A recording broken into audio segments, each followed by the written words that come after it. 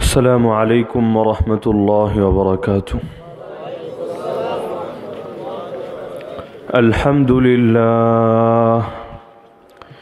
الحمد لله نحمده ونستعينه ونستغفره ونؤمن به ونتوكل عليه ونعوذ بالله من شرور أنفسنا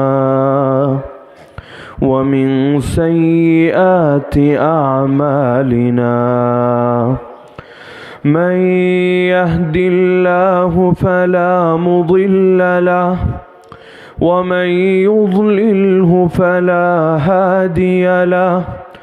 ونشهد أن لا إله إلا الله وحده لا شريك له لا وزير له ولا نظير له ولا مشير له ولا معين له ولا شبه له ولا شبيه له ولا مثيل له ولا مثال له ولا مثل له ولا أصل له ولا نسل له ولا كفؤ له ولا قبل له ولا بعد له ولا وقت له ولا زمان له ولا أول له ولا آخر له ولا بداية له ولا نهاية له ولا ضد له ولا ند له ولا حد له.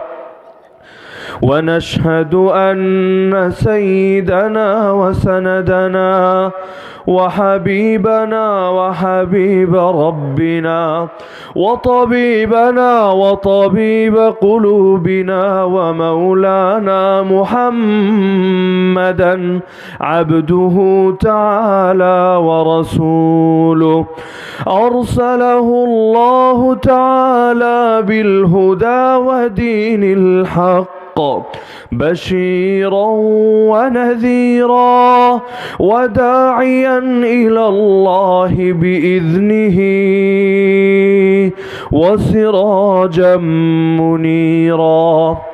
أما بعد فأعوذ بالله من الشيطان الرجيم. بسم الله الرحمن الرحيم.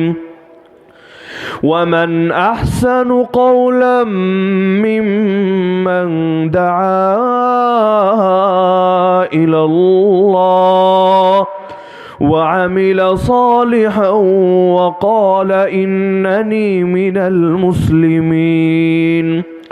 وقال النبي صلى الله تعالى عليه وسلم لا يؤمن أحدكم حتى يكون هواه تبعا لما جئت به.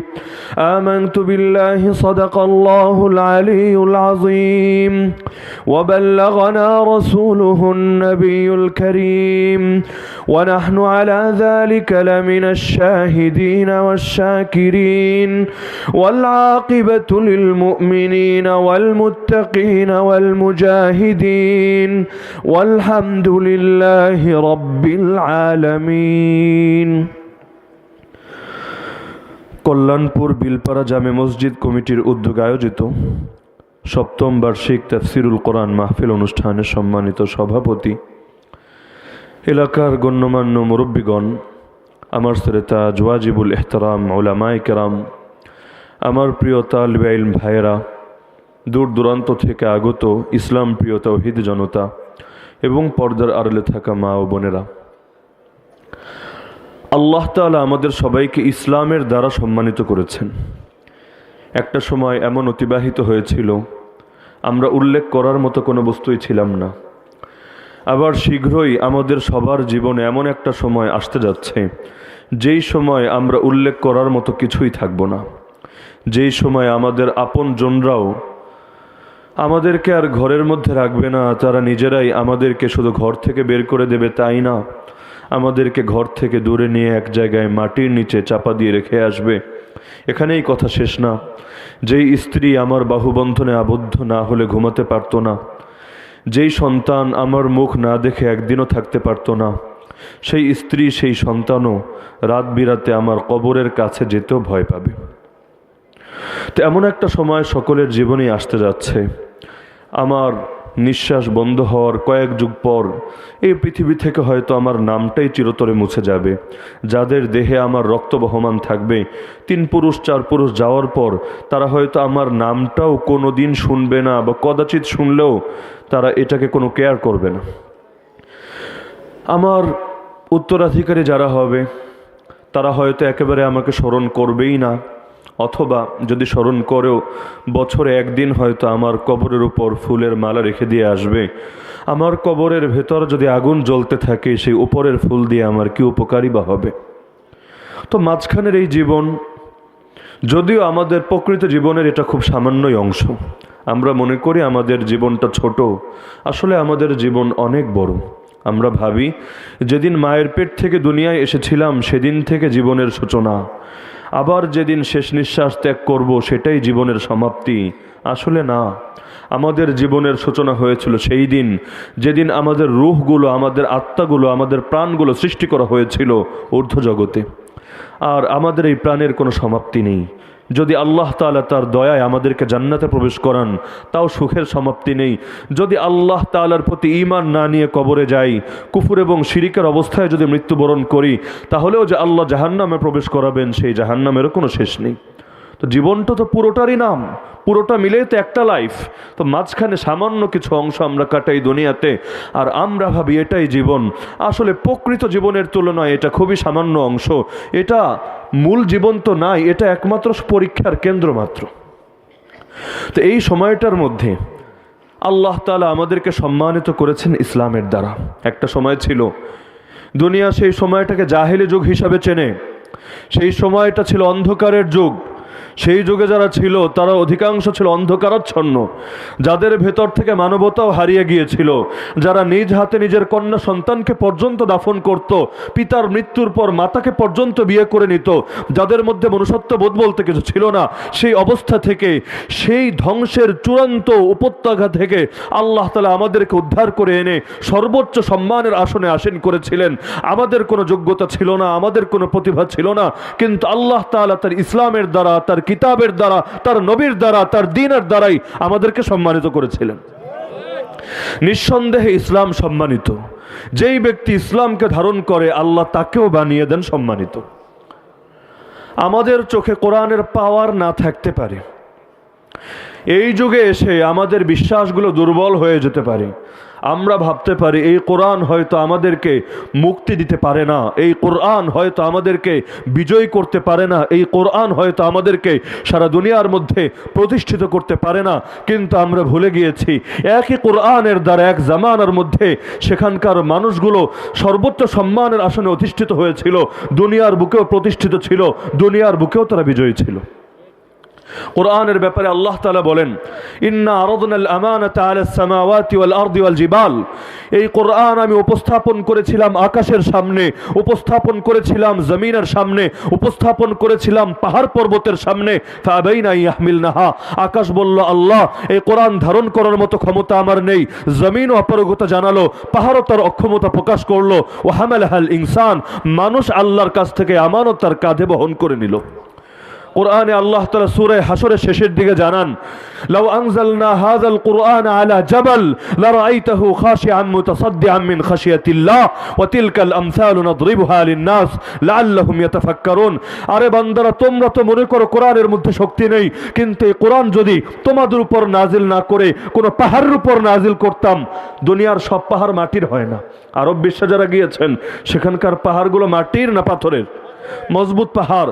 তা আল্লাহ বলেন কোরআন যদি পাহাড়ের উপর নাজিল করতাম, হে নবী তুমি দেখতে পেতে কোরআন নাজিল হওয়ার অব্যবহিত পরেই এই পাহাড়গুলো নত হয়ে পড়েছে এবং আল্লাহর ভয়ে চূর্ণ বিচূর্ণ হয়ে গিয়েছে।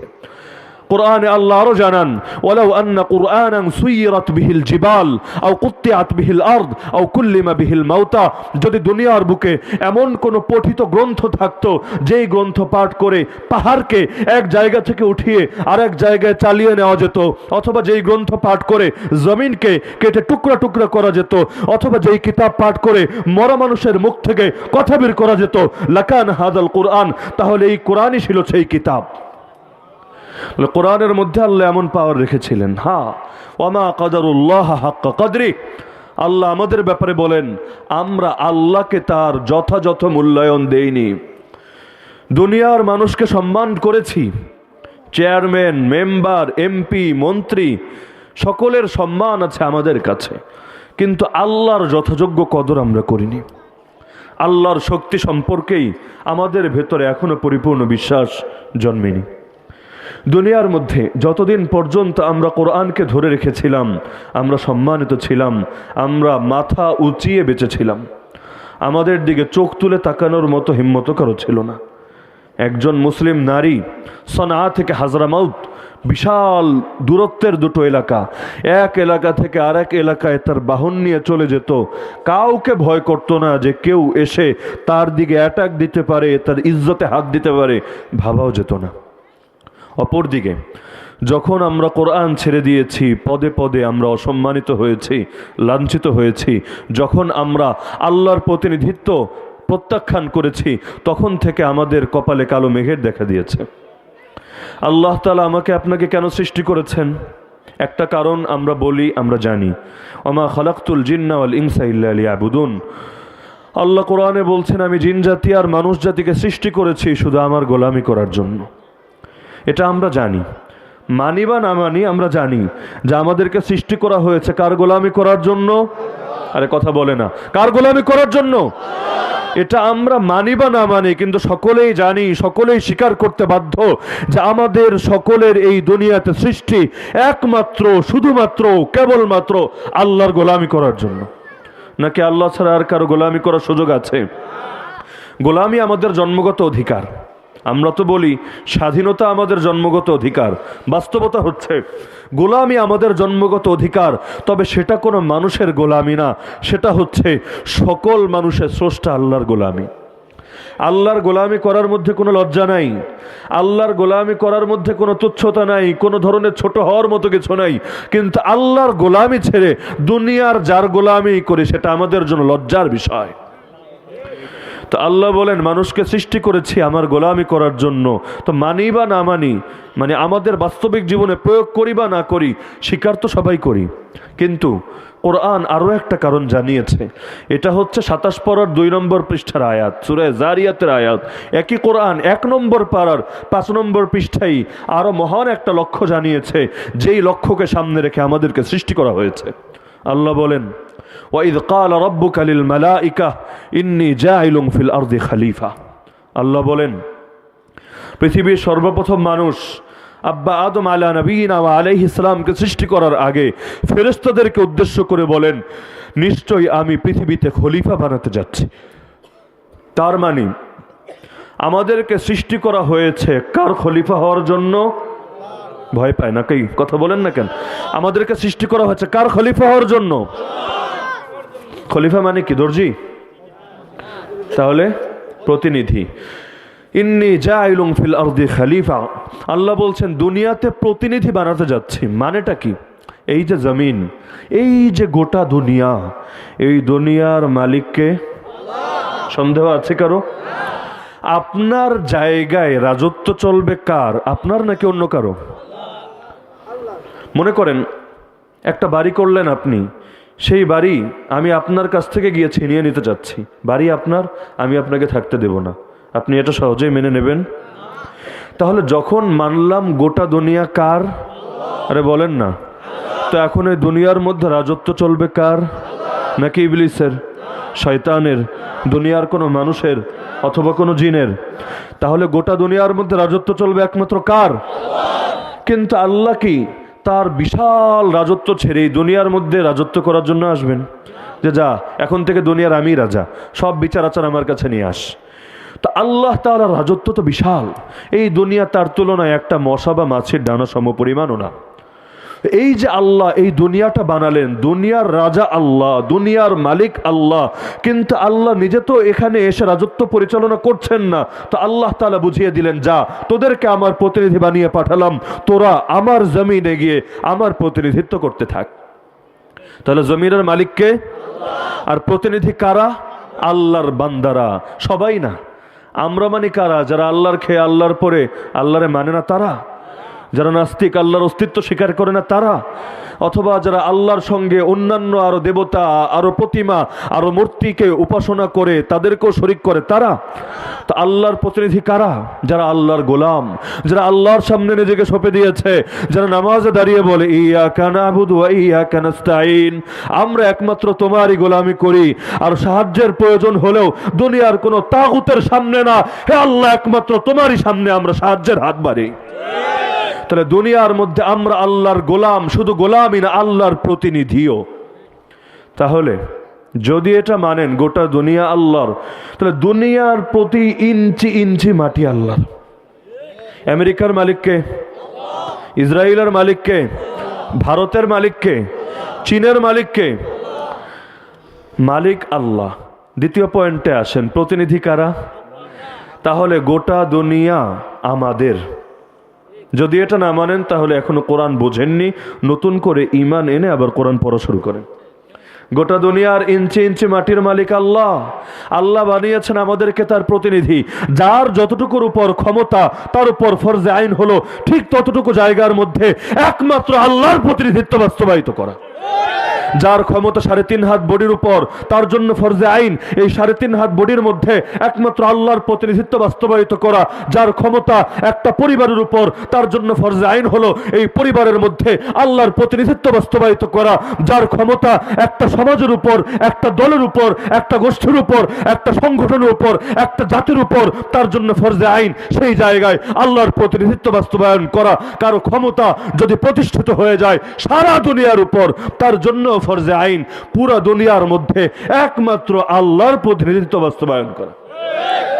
কারণ আল্লাহ ছাড়া দ্বিতীয় কোনো মালিক আমরা চিনি না, দ্বিতীয় কোনো মাবুদকে আমরা মানি না। কুল হুয়াল্লাহু আহাদ আল্লাহুস সামাদ লাম ইয়ালিদ ওয়া লাম ইউলাদ ওয়া লাম ইয়াকুল লাহু কুফুয়ান আহাদ। হে নবী, তুমি বলে দাও আল্লাহ এক, আল্লাহ চির নির্মুখাপেক্ষী, তিনি কাউকে জন্ম দেননি, কারো থেকে জন্মগ্রহণও করেননি, তার সমকক্ষ পৃথিবীতে আর অন্য কোথাও কেউ নেই। আছে আল্লাহর সমকক্ষ কেউ? আরে কেউ যদি দাবিও করে রাম আল্লাহর সমকক্ষ, কৃষ্ণ আল্লাহর সমকক্ষ, হনুমান আল্লাহর সমকক্ষ, অথবা আমার নেতা তার সমকক্ষ, সে দাবি করতে পারে, কিন্তু প্রকৃত মুসলমান কোনোদিন তার এই দাবি মেনে নেবে? তো গোটা দুনিয়ার মালিক আল্লাহ, আর দুনিয়ায় আল্লাহ আমাদেরকে বানিয়েছেন তার প্রতিনিধি।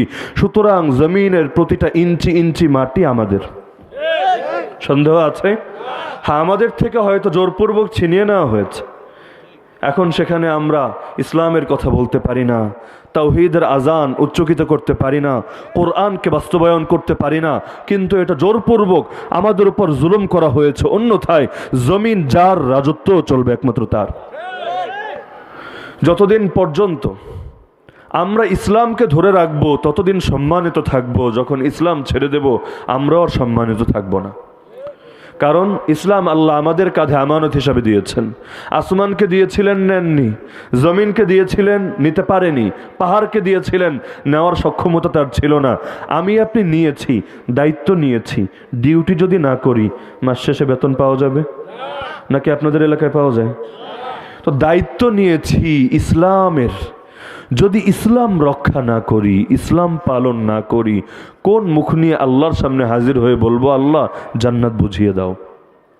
এক সাহাবী বলেন, নাহনু কওমুন আ'আজ্জানাল্লাহু বিল ইসলাম, আমরা হচ্ছে সেই জাতি যাদেরকে আল্লাহ ইসলামের দ্বারাই সম্মানিত করেছেন।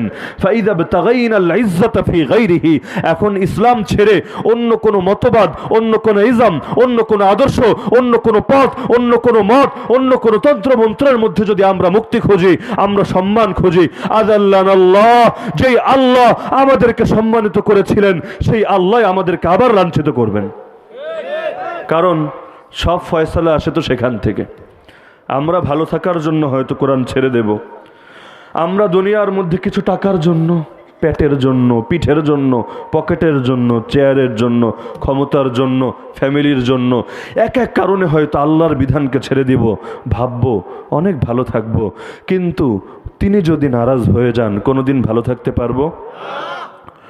তো সর্বদা এই কথা মাথায় রাখতে হবে, যদি ইসলাম থাকে আমার জীবনের দাম আছে, যদি ইসলাম না থাকে আমার জীবনের কোনো দামই নেই। এমনকি আমার দাম নাই শুধু তা না, শূকর কুকুরের চাইতেও আমি বেশি খারাপ হয়ে যাব। কারণ একটা শুয়োর, একটা কুত্তাও জাহান্নামে যাবে না। সন্দেহ আছে কারো?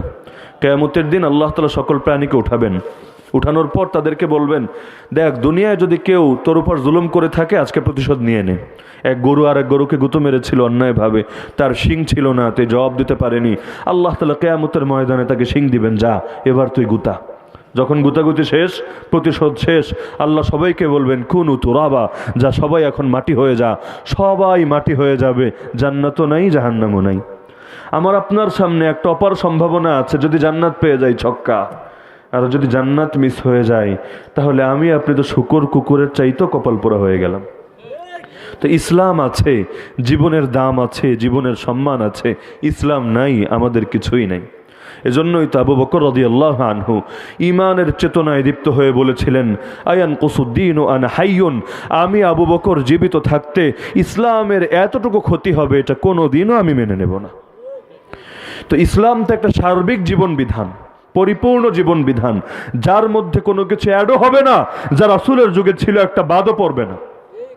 নাকি বাদ দেওয়ার সুযোগ আছে? অথবা আপনারা চাইলে কোনো কিছু অ্যাড করার সুযোগ আছে? সূরা মাঈদা আয়াত নম্বর 3 আল্লাহ জানিয়েছেন, আল ইয়াউমা আকমালতু লাকুম দীনাকুম ওয়া আতমামতু আলাইকুম নি'মাতি ওয়া রাদিতু লাকুমুল ইসলাম দীনা। আজ আমি আল্লাহ তোমাদের উপর আমার দ্বীনকে পরিপূর্ণ করে দিলাম। সুতরাং ইসলাম পরিপূর্ণ, তার মধ্যে কোনো সংযোজনও হবে না, কোনো বিয়োজনও হবে না। হ্যাঁ, ইসলামের নামে অনেক কিছু বের হবে, যুগে যুগে বের হতে থাকবে, বেদাতের ধারা প্লাবিত হয়ে যাবে। ইসলাম সব যুগে সব সমাজে একই থাকে, অভিন্ন থাকে। যে ইসলাম আরবে সেই ইসলাম বাংলাদেশে, যে ইসলাম তুরস্কে একই ইসলাম ভারতে, ইসলাম সব জায়গায় সব দেশে সব সময় একই থাকে। কিন্তু ইসলামের নামে যা কিছু আবিষ্কার হয় তা এক হয় না। রাজবাড়িতে একরকম, ফরিদপুর একরকম, চিটাগাং একরকম, সিলেট আর একরকম, উত্তরবঙ্গে একরকম, পার্বত্য অঞ্চলে আরেক রকম। কি বিশ্বাস হয় না? না হলে একটু সফর করে দেখেন, দেখবেন এক এক জায়গায় গেলে ইসলামের এক এক ভার্সন। এমনকি চিটাগাং গেলে আমি পেরেশান হয়ে যাই। যখন আজান শুরু হয়, আমরা তো আজান শুরু করি কি বলে জানেন না? আজান শুরু করে কি বলে? আল্লাহু আকবার বলে। তারা আজান শুরু করে অধিকাংশ জায়গায় দুরূদ শরীফ পড়ে। তার মানে তাদের আজানের শব্দ একটু বেড়ে গেছে। তো আপনি যদি বলেন, কিরে ভাই আজান তো শুরু হয় আল্লাহু আকবার দিয়ে, তুমি আবার এগুলো কি বলো? সে বলবে, এই কাফের কোথাকার, রাসূলের উপর দরুদ করি, তোর গা জ্বলে কেন, তুই কাফের। তো ইসলাম তো একই। রাসূল যেভাবে সাহাবীদেরকে শিখিয়েছেন, সাহাবীরা যেভাবে তাবেঈদেরকে শিখিয়েছেন, তাবেঈরা যেভাবে তাবেঈনকে শিখিয়েছেন, এভাবে সব যুগে তো একই ইসলাম থাকবে, নাকি নতুন কোনো ইসলাম আসবে? রাসূল এবং সাহাবীরা যেই কোরআন মেনে সম্মানিত হয়েছেন, একই কোরআন যদি মানি তাহলে না সম্মান আসবে? আর তারা যেই ইসলাম মেনেছেন, যেই কোরআন মেনেছেন, সেটা বাদ দিয়ে নতুন কোনো কিতাব, নতুন কোনো আদর্শ যদি গ্রহণ করি, সম্মান কে দেবে? সম্মান কি দুনিয়া থেকে আসে নাকি আসমান থেকে আসে? আমাদের সম্মানের ফয়সালা হোয়াইট হাউসে হয় না, আমাদের সম্মানের ফয়সালা জাতিসংঘে হয় না, আমাদের সম্মানের ফয়সালা নরেন্দ্র মোদীর টেবিলে হয় না। আমাদের সবকিছুর ফয়সালা হয় কোথায়? তো আজকে অল্প সময়ের মধ্যে আমি শুধু কয়েকটা পয়েন্ট নিয়ে আলোচনা করব। কিসের পয়েন্ট? শুরুতেই বলে রাখি, সত্য গ্রহণের পথে, কোরআনের আলোয় জীবনে আলোকিত করার পথে কিছু বাধা আছে। কোরআনে আল্লাহ বিক্ষিপ্তভাবে বিভিন্ন আয়াতের মধ্যে এর অধিকাংশ বাধাই হাইলাইট করে দিয়েছেন। কেন করেছেন? যে আমরা শুধু এগুলো পড়ে পড়ে মিলাদ শরীফ পাঠ করবো এজন্য? অনেকে ভাবে কোরআনের কাম কি? কোরআনের কাম আমার বাপ যখন মরবে একটা মিলাদ পড়াইতে হবে না, তখন কোরআনরে বের করব। কোরআনের কাম কি? আরে বছরে একটা তাফসিরুল কোরআন মাহফিল করতে হবে না, তখন কোরআনকে টান দিব। কোরআনের কাম তাবিজ বানিয়ে গলায় ঝুলাবো। এগুলোর জন্য আল্লাহ কোরআন নাজিল করেছেন। কোরআন আল্লাহ আমাদের শুধু এইরকম এক্সট্রা বরকতের জন্য নাজিল করেননি। কোরআন আল্লাহ কেন নাজিল করেছেন? সূরা বাকারা আয়াত নম্বর 2 আল্লাহ নিজে বলেছেন, যালিকাল কিতাবু লা রাইবা ফি হুদাল লিল মুত্তাকিন।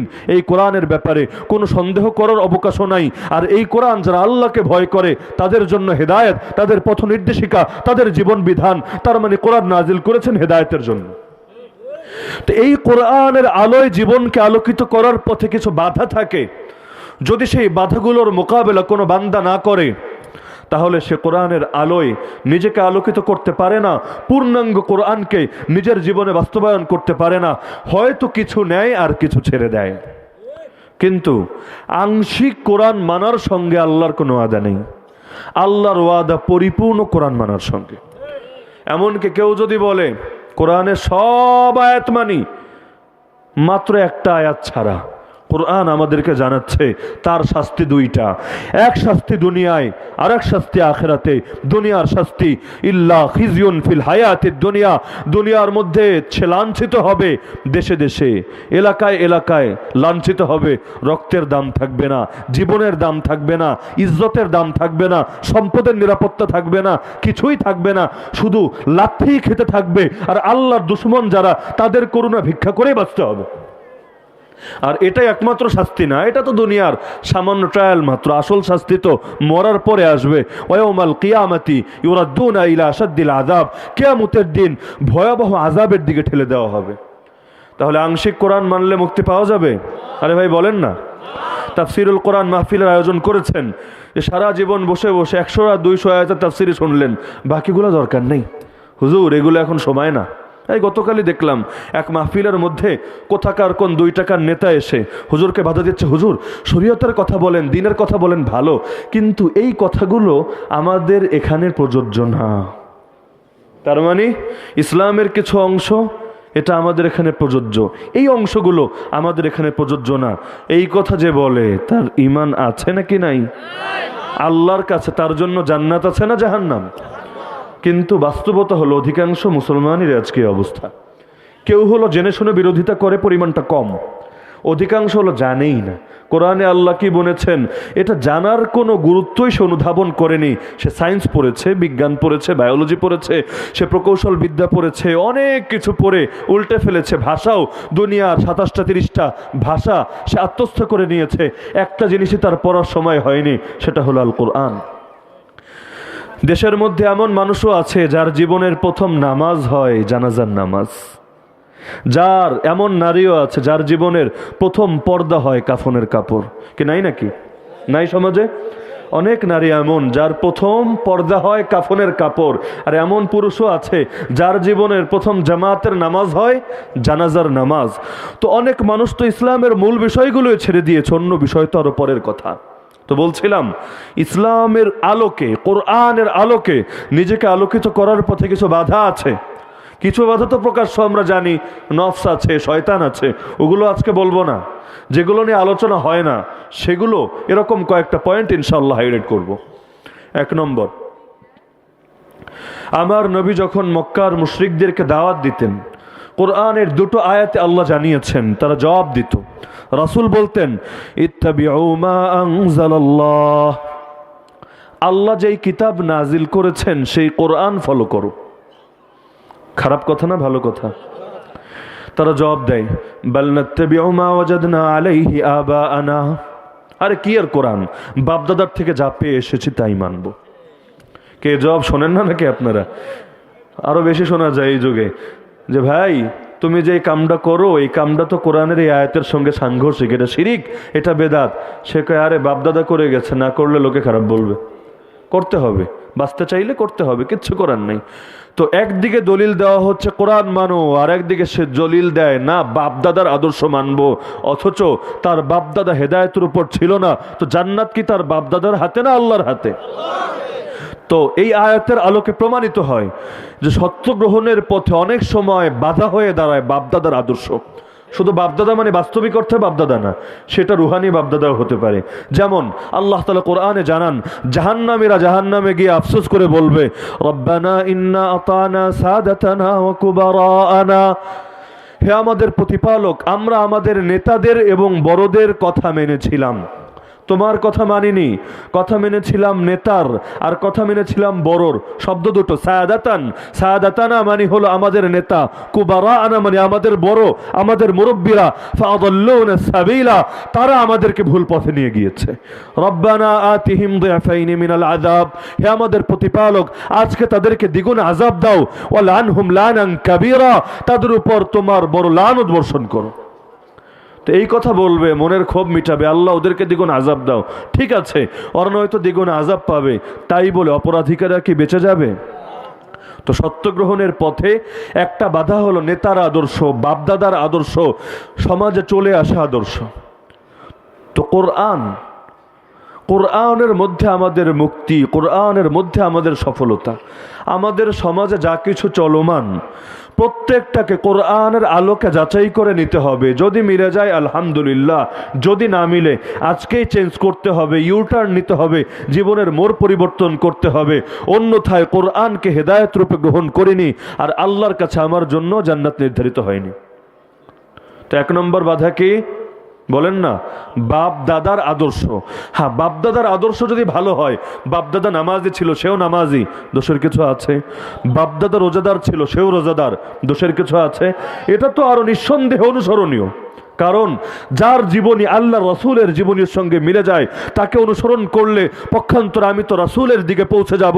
আর রাসূলকে যদি অনুসরণ করতে পারি, অটোমেটিক আল্লাহর আনুগত্য বাস্তবায়িত হয়ে যাবে। তাহলে বাপদাদার আদর্শকে আমি সবগুলো ধরে ধরে প্রত্যাখ্যান করতে বলছি না যে বাপদাদা এতদিন যা করতো সব ছাড়েন না। আমি বলছি বাপদাদার আদর্শকে কোরআনের আলোকে যাচাই করে নেন, যদি ঠিক থাকে, কোরআনের সঙ্গে মিলে যায়, আল্লাহর শুকরিয়া আদায় করেন, আলহামদুলিল্লাহ আল্লাহ তুমি আমার জন্য সহজ করে দিয়েছো। আমাদের সমাজের মধ্যে যা চলে আসছে, বাপদাদার থেকে যা পেয়েছি সেটাই তো পরিপূর্ণ ইসলাম। কত সমাজের মানুষ বাপদাদার থেকে সাপোর্ট পায় না, তারা ইসলাম মানতে চাইলে হাত কেটে দেওয়া হয়, পা কেটে দেওয়া হয়, নির্যাতন করা হয়, তাদেরকে বিভিন্নভাবে টর্চার করা হয়। আল্লাহ আমার উপর তুমি আসান করেছো, বাপদাদার থেকে যা পেয়েছি সেটাই বিশুদ্ধ এবং নির্ভেজাল নিখাদ ইসলাম পেয়েছি, সুতরাং প্রশংসা একমাত্র তোমার। কিন্তু যদি ভিন্ন হয় তাহলে কি করতে হবে? কোরআন নিতে হবে না বাপদাদার আদর্শ নিতে হবে? কষ্ট লাগছে না? কি করো? শিরোনাম যেহেতু দিয়েছেন তাফসিরুল কোরআন মাহফিল, সুতরাং কোরআনের মেসেজগুলো আপনাদের কানে পৌঁছে দেওয়া আমাদের দায়িত্ব। অন্যথায় কর্তৃপক্ষের সঙ্গে আমরা গাদ্দারি করলাম, খেয়ানত করলাম। তারা আনলো মানুষের কানে কোরআন পৌঁছানোর জন্য, কিন্তু আমি চিন্তা করলাম যেই কথা বললে পকেটে টাকা বেশি আসবে, যেই কথা বললে আমার পেট বেশি ভরবে, যেই কথা বললে পিঠের চামড়ার উপরে কোনো রিস্ক আসবে না, শুধু বেছে বেছে সেগুলো বলবো, তাহলে তো তাফসিরুল কোরআন না হয়ে আংশিক কোরআনের তাফসির অনুষ্ঠান নাম দেওয়া দরকার ছিল। তো নাম দিব কোরআনের মাহফিল, কোরআনের তাফসিরের মাহফিল। মানুষকে ধোঁকা দেব এই মনে হয় পুরো কোরআন এটাই, কিন্তু কোরআনের কিছু পৌঁছাবো, কিছু গোপন রাখবো। এটা তো ধর্ম ব্যবসা ছাড়া আর কিছু না। ধর্মের ঠিকাদারি নিলে পুরোটারই নিতে হবে। নিজের স্বার্থ ঠিক রেখে ধর্মের ঠিকাদারি পালন করা যায় না। আরে নিরাপদ ইসলাম তো আমার নবীও পালন করতে পারেননি। নিরাপদ ইসলাম বুঝেন? যে ইসলাম মানতে ঝুঁকি নাই, যে ইসলাম মানতে গেলে পাথর খাওয়া লাগে না, যে ইসলাম মানতে গেলে নির্যাতিত হতে হয় না, যে ইসলাম মানতে গেলে দেশ থেকে বহিষ্কার করা হয় না, এমন ইসলাম তো আমার নবীর যুগেও ছিল না। আমার নবী তয়েফে গিয়ে পাথর খাননি, নামাজে দাঁড়িয়েছেন তার গায়ে অ্যাটাক করা হয়নি, সেজদায় গিয়েছেন তার পিঠে উটের ভুঁড়ি চাপিয়ে দেওয়া হয়নি, আমার নবীর চাচার বুক চিরে কলিজা চিবিয়ে খাওয়া হয়নি। আরে নবীর জীবনীতেই যদি এত নির্মম ট্র্যাজেডি ঘটতে পারে, নবীকে যদি 3 বছর পর্যন্ত কারাবন্দি করে রাখা হয়, এমনকি খাবারও দেওয়া হয় না, সাহাবীরা গাছের পাতা খেতে খেতে তাদের বাথরুমগুলো ছাগলের লেদার মতো হয়ে যায়, সেখানে আমরা আছি কোথায়? তাহলে নিরাপদ ইসলাম মানতে চান? নিরাপদ ইসলাম, যে ইসলাম মানতে কষ্ট নাই, যে ইসলাম মানতে চাইলে কোনো বাধা নাই, যে ইসলাম মানতে চাইলে কোনো গালি খেতে হয় না, যে ইসলাম মানতে চাইলে কোনো রক্ত ঝরাতে হয় না, যদি এরকম ইসলাম চান সেটা আর ইসলাম হবে না। তো প্রথম কারণ হলো বাপদাদার আদর্শ। রাসূল যখন দাওয়াত দিতেন তারা অধিকাংশ সময় জবাব দিত। এমনকি রাসূলের চাচা, নাম কি? আবু তালেব। রাসূলের চাচা আবু তালেব যখন মুমূর্ষু অবস্থায় শায়িত, রাসূল গিয়ে তাকে অনুরোধ করছেন, কুল হায়া আম্মি কালিমাতান আশফা লাকা বিহা ইনদাল্লাহ, হে আমার চাচা একটা কালেমা পাঠ করেন, আমি আল্লাহর কাছে আপনার জন্য সুপারিশ করব। কত বড় সৌভাগ্য আবু তালেবের, তার কাছে নবী এসে অফার দিচ্ছে, শুধু কালেমা পড়েন, সুপারিশ করার দায়িত্ব আমি নিচ্ছি। আমাদের তো সেই গ্যারান্টি নাই, সারা জীবন আমল করব, মরার সময় আদৌ ঈমান নিয়ে যেতে পারবো কিনা, রাসূলের সুপারিশ কপালে জুটবে কিনা, গ্যারান্টি দিতে পারবেন কেউ? রাসূল নিজে গিয়ে আবু তালেবকে বলছে, আবু তালেব চাচা আমার, একটা কালেমা পড়েন, বেশি কিছু চাচ্ছে না, একটা বাক্যই তো, বলে দিলে কি এমন তার পাপ হয়ে যায়, একটা বাক্য, তাও বলতে রাজি না। কেন? কারণ কানে কানে এসে আবু জাহাল এবং তার অন্যান্য সাঙ্গপাঙ্গরা বলল, আবু তালেব সারা জীবন বাপদাদার ধর্মের উপর থেকে মরার সময় এই তোমার যুবক ভাতিজার কথা ঈমান হারা হবা, লোকে কি বলবে? তো বাপদাদার আদর্শ তার সামনে বাধা হয়ে দাঁড়ালো। হ্যাঁ, বাস্তবেই তো সারা জীবন বাপদাদার ধর্ম পালন করলাম, আর মরার সময় যদি এই কাম করি বদনাম হয়ে যাবে। সত্য আর কপালে জোটেনি। তাহলে মনে রাখতে হবে সর্বদা, বাপদাদা আগে না, কোরআন আগে, বাপদাদা আগে না, আল্লাহ আগে। দ্বিতীয় কারণ, নিন্দুকের নিন্দার ভয়। কোরআনে আল্লাহ বলেন, তার প্রিয় বান্দা যারা, তাদের ভেতরে 6টা গুণ থাকে, সবগুলো নিয়ে আলোচনা করার সময়ও নেই, সম্ভবও না। তো আল্লাহ বলেন, এর মধ্যে একটা গুণ হলো লা ইয়াখাফুনা লাউমাতা লাইম, তারা কোনো নিন্দুকের নিন্দাকে ভয় করে না। আমরা পুরো ইসলামের কথা বলবো, পুরো ইসলামের উপর চলবো, গোটা সমাজ আমাদেরকে কি বললো, দুনিয়ার তাগুতরা আমাদেরকে কোন হুঙ্কার শোনালো, সেগুলো কোনো কালে আমরা পরোয়া করি না। আর যারা পরোয়া করে তাদের এই ইসলাম পালন করার তৌফিক হয় না।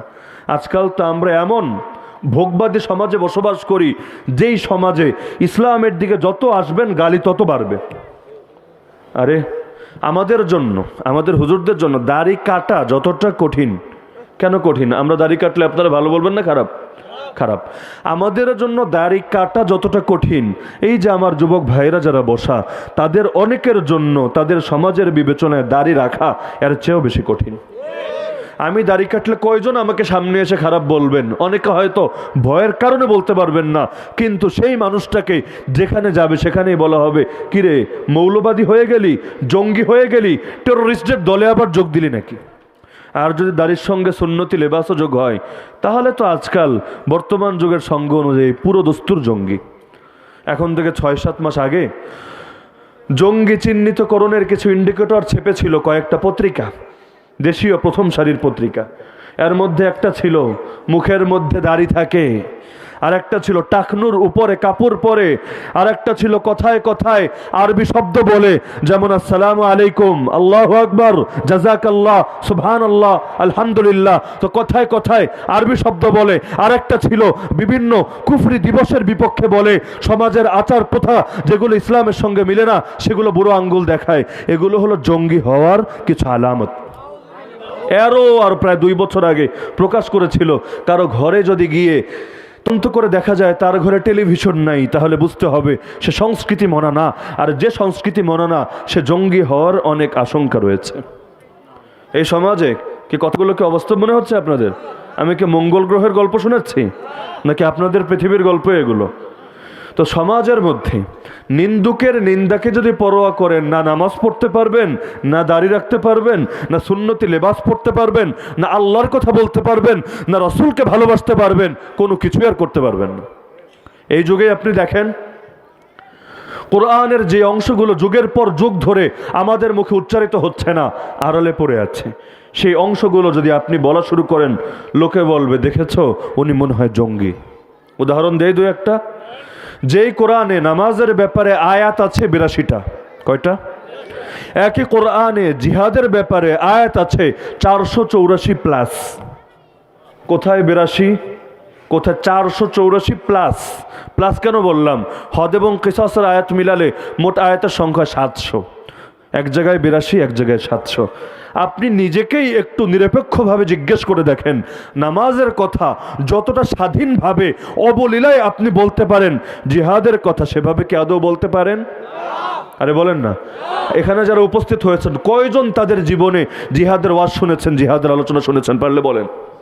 বই তো জীবনে কোটি কোটি পড়েছেন, জিহাদের বিষয়ে বই কয়টা পড়েছেন পারলে বুকে হাত রেখে বলেন।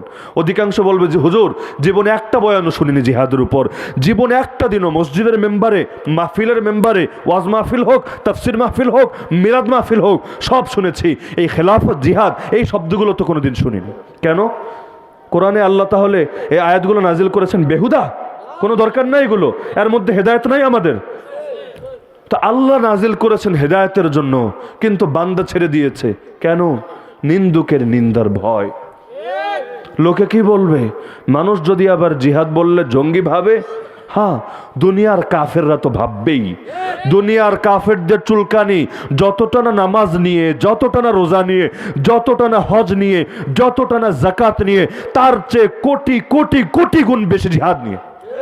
কারণ এই নামাজের দ্বারা তো তাদের ক্ষতি হয় না, কিন্তু এই জিহাদের দ্বারা আবু জাহাল জাহান্নামে পৌঁছে যায়, জিহাদের দ্বারা উতবা সাইবার জাহান্নামের ফয়সালা হয়ে যায়, এই জিহাদের দ্বারা ফিরাউনের কোমর ভাঙে, নমরুদের কোমর ভাঙে, কুফরের মেরুদণ্ড ভাঙে।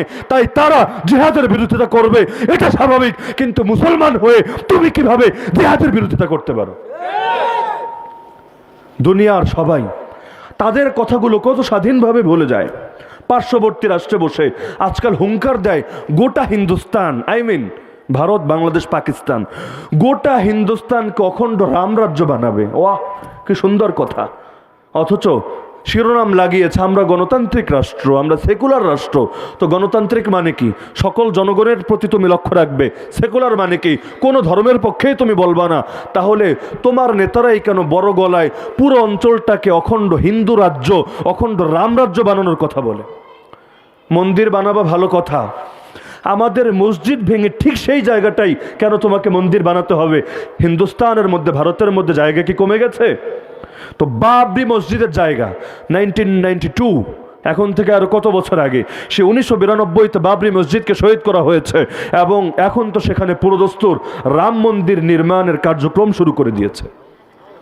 তো তারা সব কিছু করতে পারে, শিরোনাম লাগাবে গণতন্ত্র, শিরোনাম লাগাবে ধর্মনিরপেক্ষতাবাদ, কিন্তু তলে তলে তারা ঠিকই তাদের উগ্র আদর্শগুলো প্রচার করতে পারবে। রোহিঙ্গাদেরকে নির্যাতন করে পুরো একটা জাতিকে জাতিগতভাবে নিধন করা হবে, দেশ থেকে বের করে দেওয়া হবে, কিন্তু তাদের নেতারা ঠিকই শান্তিতে নোবেল পাবে। তারা বলবে জীব হত্যা মহাপাপ, অহিংস বৌদ্ধ ধর্ম, জীব হত্যা মহাপাপ, মুসলমান হত্যা মহাসওয়াব। অন্যথায় রোহিঙ্গার মুসলিম মরে কেন, কাজাখের মুসলমান মরে কেন, উইঘুরের মুসলমান মরে কেন, জিনজিয়াংয়ের মুসলমান মরে কেন? হ্যাঁ, আমার আল্লাহ তাআলার কুদরত বোঝাও দেয়। তারা যেই হাত দিয়ে কিছুদিন আগেও মুসলমানদেরকে মেরেছে, এখন সেই হাত দিয়ে নিজেদের লোকদেরকেই মারে। বলবেন কোথায় আবার? করোনা ভাইরাসের নাম শোনেননি? আরে শোনেননি করোনা ভাইরাস?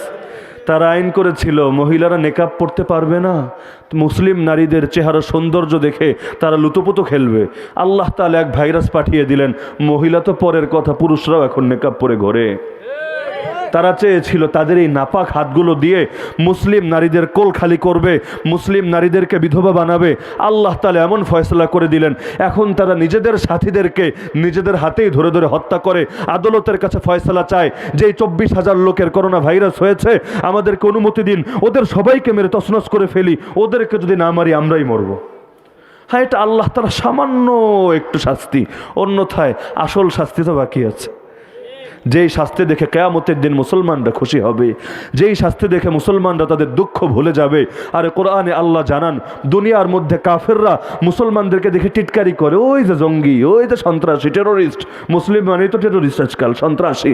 দুনিয়ার মধ্যে টিটকারি করে, কিয়ামতের দিন মুসলমানরা তাদেরকে দেখে টিটকারি করবে। আলাল আরাইকি ইয়ানজুরুন হাল সুইবাল কুফারু মা কানু ইয়াফআলুন। সূরা মুতাফফিফিনের শেষে আল্লাহ জানান, সোফার উপর হেলান দিয়ে বসে বসে দেখবে দুনিয়ার এই পাপিষ্ঠদেরকে তাদের প্রাপ্য বুঝিয়ে দেওয়া হয়েছে কিনা।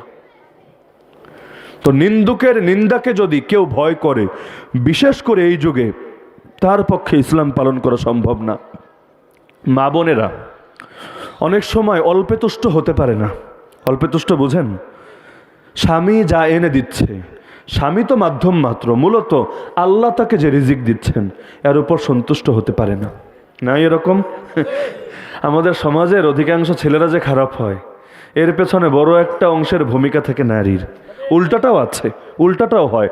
সমাজের মধ্যে যারা বড় বড় বীর, যারা ইতিহাস শ্রেষ্ঠ মহানায়ক, তাদের ইতিহাস পড়লেও দেখবেন তাদের অধিকাংশের পেছনেও অবদান আছে কোনো না কোনো নারীর। হ্যাঁ, সেই যুগে নারীদের কোলগুলো পবিত্র ছিল।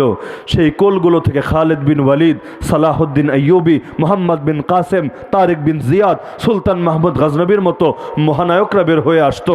এই যুগের কোলগুলো অপবিত্র হয়ে গেছে, এই জন্য এই কোলগুলো থেকে এমন মানুষেরা বের হয়ে আসে যারা দাজ্জাল মিশন নিয়ে কাজ করে এবং দাজ্জাল দুনিয়াতে আসার পথ সুগম করে। তো নারীরা অল্পে তুষ্ট হতে পারে না, যা আল্লাহ দিয়েছেন এর উপর সন্তুষ্ট হতে পারে না। এই পরিমাণটা কম না বেশি? আরে বলেন না। অথচ আল্লাহর রাসূল হাদিসের মধ্যে জানান, ইমানের মজা সবাই পায় না। ইমান একটা মজাদার জিনিস, নামাজ মজাদার জিনিস। শুনলেও তো আজকাল অবাক লাগে। বলবেন হুজুর, গরুর গোশত মজাদার জিনিস এটা জানি, বিরিয়ানিরও মজা আছে, আর বাগাটের যদি দই হয়, রাজবাড়ির যদি চমচম হয়, অথবা বিভিন্ন অঞ্চলের শ্রেষ্ঠ খাবার হয়, সেটার না মজা আছে জানি।